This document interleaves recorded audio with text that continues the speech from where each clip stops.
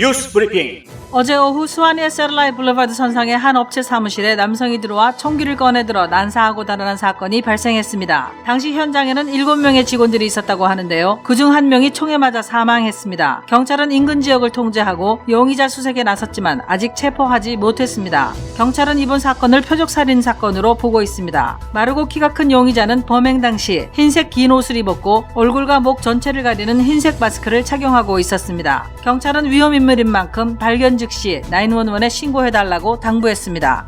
학교 복도에 많은 학생들이 붐비는 사진을 트위터에 올려 전국적인 관심을 모았던 한나 워터스 양에게 학교가 내렸던 정학 조치를 철회했습니다. 노스폴딩 고등학교는 워터스 양과 또 다른 한 명의 학생에게 SNS에 학교 사진을 올렸다는 이유로 내렸던 정학 조치를 취소했습니다. 앞서 리차드 우드 조지아주 교육감은 성명을 내고 학생들과 교직원이 자신이 우려하는 것을 표현했다고 해서 처벌받아서는 안 된다고 밝혔습니다.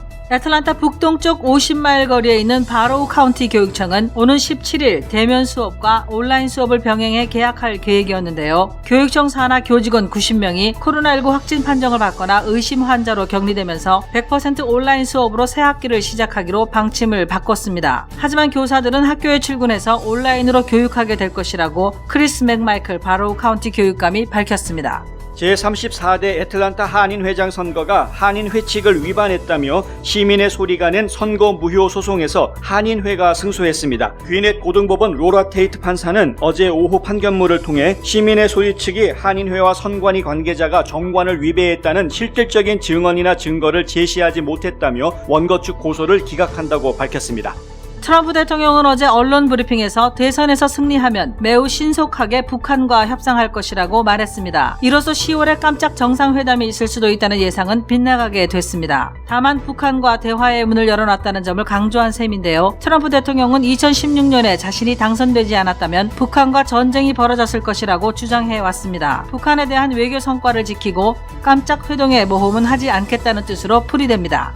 조 바이든 민주당 대선 후보가 말실수를 2차례 연발하는 바람에 그에 대한 공격을 막아내느라 시간을 허비해야 했다고 악시오스가 어제 보도했습니다. 바이든은 6일 방송된 전국 흑인 기자협회 및 히스패닉 기자협회와의 화상 인터뷰에서 흑인 사회가 라틴계 사회에 비해 다양성이 부족하다는 취지의 발언을 하는가 하면 흑인 기자에게 당신은 마약쟁이냐고 되받아치는 등 물의를 빚었는데요. 트럼프 대통령은 바이든이 흑인들의 표를 받을 가치가 없다며 맹공을 펼쳤습니다. 한미 동남부 상공회의소와 조지아 한인변호사협회는 오는 21일 금요일 오후 12시 30분 사이버 보안을 주제로 온라인 세미나를 개최합니다. FBI의 컴퓨터 범죄 전문가와 JP모건의 사이버 보안 전문가가 강사로 나서 사이버 범죄에 대응하는 법과 수사 절차 등을 소개합니다. 애틀란타 문학회가 주최하는 제5회 애틀란타 문학상을 공모합니다. 시 부문과 수필 부문으로 나눠 접수하는데요. 시는 5편까지, 수필은 2편까지 접수할 수 있습니다. 접수 마감은 오는 8월 31일까지입니다. 대상에는 상금 $1,000와 상패가 주어지며 부문별 최우수상은 $300, 우수상은 $200의 상금이 주어집니다. 자세한 내용은 문학회 홈페이지에서 확인하실 수 있습니다. 어제 저녁 190명이 탑승한 인도 항공기가 폭우 속에서 착륙하다 미끄러져 활주로를 이탈하면서 50m 깊이의 경사면 아래로 내려가 두 동강 나는 사고가 발생했습니다. 이 사고로 최소 18명이 사망했습니다. 사망자 중에는 어린이도 여러 명 포함된 것으로 알려졌는데요. 이 항공기는 코로나19 확산 사태로 국제선 정기 항공편이 끊긴 가운데 두바이에서 귀국하려는 인도 시민을 태운 특별 항공편이었던 것으로 알려져 안타까움을 더했습니다. 한국은 집중호우로 인한 물난리로 심각한 피해를 입고 있는데요. 전라북도에서는 섬진강 제방이 무너지면서 고립된 25명의 주민이 구조되고 300여 명이 붕괴 전 긴급 대피하는 일이 벌어졌습니다. 소방당국은 물바다로 변한 도심을 보트로 이동하며 고립된 주민들을 구조했습니다. 제방 붕괴로 인한 인명피해는 없다지만 주변 농경지와 마을 70여 가구가 침수됐습니다. 경험과 실적이 증명하는 김효지 부동산 전문인. 절세의 지혜를 나눠드립니다. 이상회계법인. 당신의 편에서 보험사를 상대해주는 제이슨 문 손해사정사.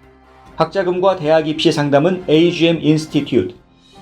안녕하십니까, 홍성구 기자입니다. 오늘도 제가 이 개학 이야기, 코로나 사태 이야기를 또 계속하게 되는데요. 며칠째 계속 이야기를 전해드려서 좀 지루해하실 분도 있을까봐 걱정이 되긴 합니다만 워낙 사안이 중요한 사항이다 보니까 어쩔 수 없습니다. 이야기를 좀 해드려야 되는데요. 새로운 소식이 하나 들어왔죠. 바로우 카운티 교육청 이야기입니다. 원래는 17일 날 대면 수업하고 온라인 수업 병행해서 학교를 개학하겠다라고 발표를 했었는데 학교 소속, 교육청 소속의 교직원 90명이 확진 판정을 받았거나 아니면은 확진 판정 받은 사람과 접촉했기 때문에 자가격리 상태에 들어가야 하는 90여 명의 교직원이 자가격리를 해야 되는 그런 사태가 벌어졌습니다. 그래서 교육감이 어쩔 수 없이 그냥 100% 온라인 수업으로 학교를 개학하겠다 이렇게 발표를 했습니다.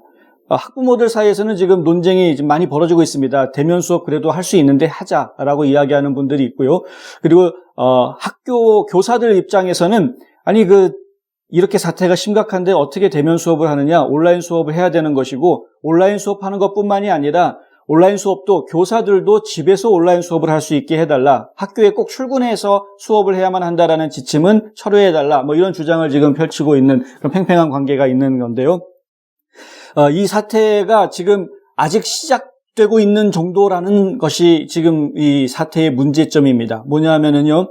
귀넷 카우니 같은 경우, 이제 조지아주에서 가장 큰 교육청인데, 이 귀넷 카우니 교육청이 개학을 시작했을 때 과연 어떤 일이 벌어질지, 그리고 또 풀톤 카우니, 캅 카우니, 이런 대형 규모의 교육청들이 학기를 시작했을 때 과연 어떤 사태가 벌어질지 염려 안 할 수 없는 것이죠.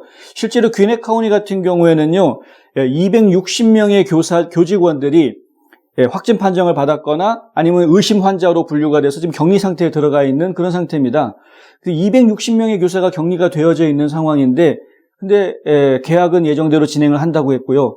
더 지금 심각한 것은 교사들이 반드시 학교에 출근해서 학교에서 온라인 수업을 진행해라. 이렇게 지금 지침이 내려져 있다는 것이죠. 바로 카운티도 마찬가지 지침이 내려져 있는 것인데, 이런 부분들이 과연 제대로 진행이 될 것인가? 이 걱정을 안 할 수 없는 부분입니다. 대면 수업을 하지 말자고 제가 이런 주장을 하는 것이 아닙니다. 대면 수업 필요합니다. 왜냐하면요, 이 사회가 정상적으로 돌아가기 위해서는 학생들이 정상적으로 등교해서 수업을 받는 것이 필요합니다. 대면 수업은 이 학업 성취도 면에서도 훨씬 더 낫다라는 연구 결과도 있고요. 그리고 실제로 학생들의 사회성을 키워주는 부분에도 중요한 역할을 합니다. 그리고요, 학생들을 학교에 보내야 학부모들이 일터에 나갈 수가 있고 사회생활을 할 수가 있습니다. 이러한 여러 가지 점들을 고려해 보면 대면 수업은 언젠가는 해야 될 필요한 일인데, 문제는 뭐냐면 그런 것들을 안전하게 하기 위한 안전 조치가 마련되어 있느냐 하는 것이었거든요. 실제로 일선 학교에서는 아니 마스크가 안 들어와 있는데 교사들이 쓸 마스크가 지금 학교에 없고 손세정제조차도 지금 학교에 갖춰져 있지 않은데 무슨 개학이고 등교냐, 이런 주장이 있었습니다. 실제로 그런 일들이 벌어지고 있죠. 자, 노스폴딩 고등학교 저희가 전해드렸었는데, 노스폴딩 고등학교 같은 경우에는 이 학생이 찍은 사진을 공개하면서 여론이 만들어졌죠. 학생들 사이에서 막 트위터 날리고 거기에 댓글이 달리면서 실제 상황들이 막 공개가 됐습니다. 뭐냐면 학생들 마스크 쓴 학생은 10%밖에 안 된다. 선생님들 아예 마스크 안 쓴다.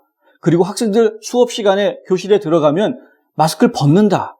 이런 현장의 이야기들이 공개가 된 것이죠.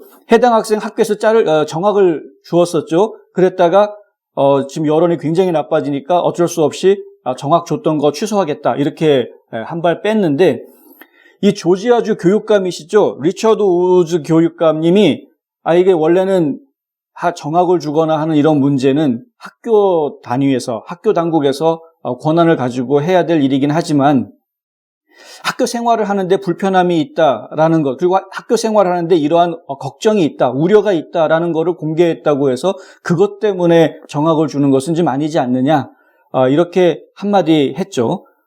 그렇게 한마디 해석을 했는지 어쨌든 정학을 철회하기는 했습니다만, 어쨌든 간에요, 그 사태에서 확실하게 드러난 부분이 뭐냐면 일선 교사들이 마스크 안 쓴다라는 겁니다.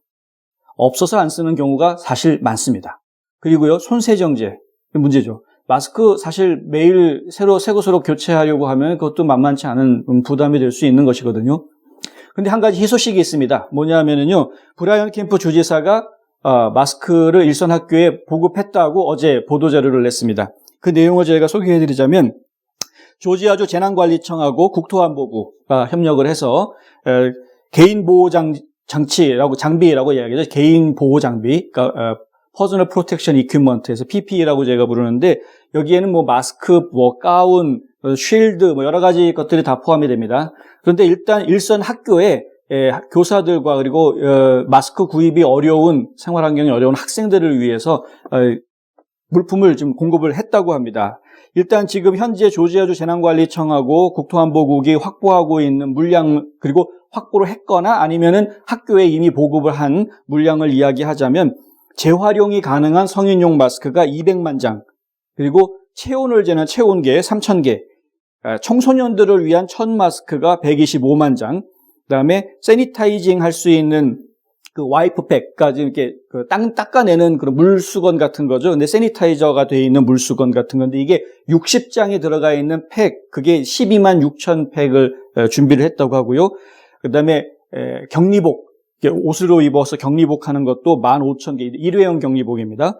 그다음에 손소독제를 이제 재활용해서 채워서 쓸 수 있는 손소독제 스테이션이 7,400개, 그리고 청소년들이 사용할 수 있는 일회용 마스크는 38만 개, 이렇게 준비를 했답니다.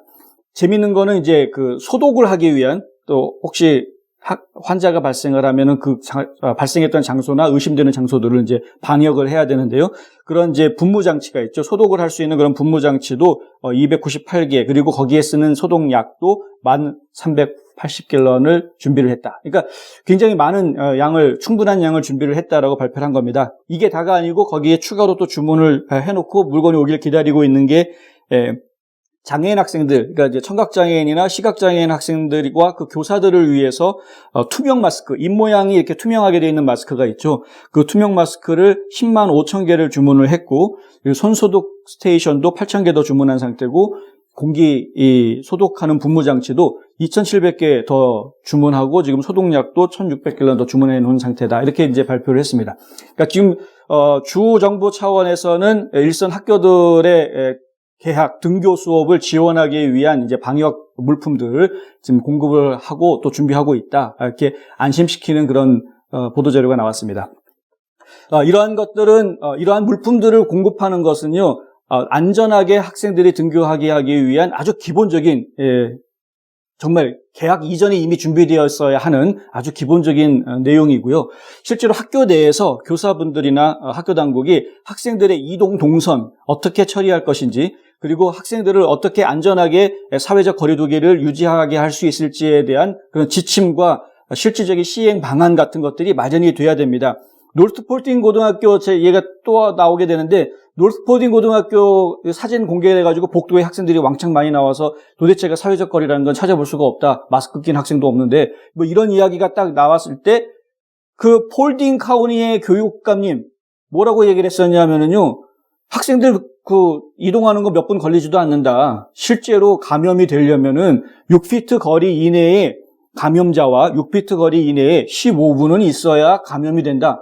이런 말을 해가지고 난리가 났었거든요. 이 말이 되는 소리냐. 네. 그거 도대체 어디에서 나온 소리입니까?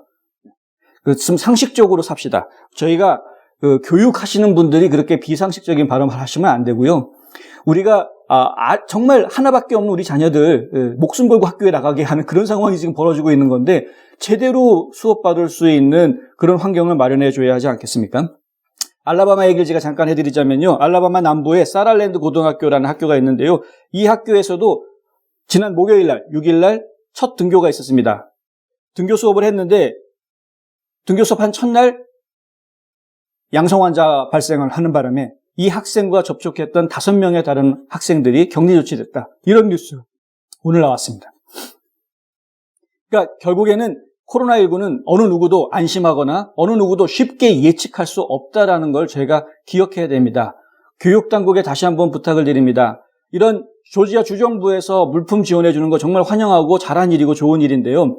물품만 갖췄다고 해서 방역 준비가 다 끝난 것이 아니죠. 학교 당국이 어떻게 하면 안전하게 학생들을 케어하고 그리고 학생들이 어떻게 하면은 사회적 거리를 제대로 유지하면서 위생적인 환경에서 학업을 할 수 있을지에 대한 안전한 지침 마련 그리고 그 지침에 대한 공개 꼭 좀 해주시기를 바랍니다. 제가 볼 때는 이런 문제는 각 교육청에 맡겨서 해결될 일은 아닌 것 같고요. 주 교육부에서 실제로 나서서 지침을 마련하고 일선 교육청에 그 지침을 전달하는 방식으로 일이 처리돼야 하는 것 아니냐라고 생각이 듭니다. 교육당국의 신중한 대처 다시 한번 부탁드립니다. 한 곳에서 시작되는 안정된 미래, 선우앤선우 종합보험. 30년 손맛, 케이터링의 명가 참사랑. 고객과 직원을 지켜주는 스니즈가 지금 주문하세요. 배너앤프린트. 유튜버가 되도록 도와드립니다. 뉴스앤포스트. 제가 어제 보도해드린 대로 지금 애틀랜타 범한인 비상대책위원회에서 어려운 환경에 처해 계신 분, 코로나19 때문에 생활 환경이 굉장히 어려워지신 분들을 위해서 1인 한 가정당 $500씩 30개 가정에 현금을 지원해드린다고 하니까요. 많은 분들 관심 가지시고 혹시 주변에 도움이 필요한 분이 있는데 그분이 이런 정보를 접하지 못하고 있다 하면 좀 전달해 주시면 감사하겠습니다. 비대위 측에 연락을 하시면 되는데요. 애틀랜타 한인회가 만든 온라인 앱, 그 모바일 앱을 통해서 신청하실 수도 있고요. 아니면 비상대책위원회에 직접 전화하셔서 신청 문의하실 수도 있습니다. 많은 분들이 도움을 받으시기를 바랍니다. 오늘 뉴스 브리핑은 여기까지입니다. 즐거운 주말 되시기 바랍니다.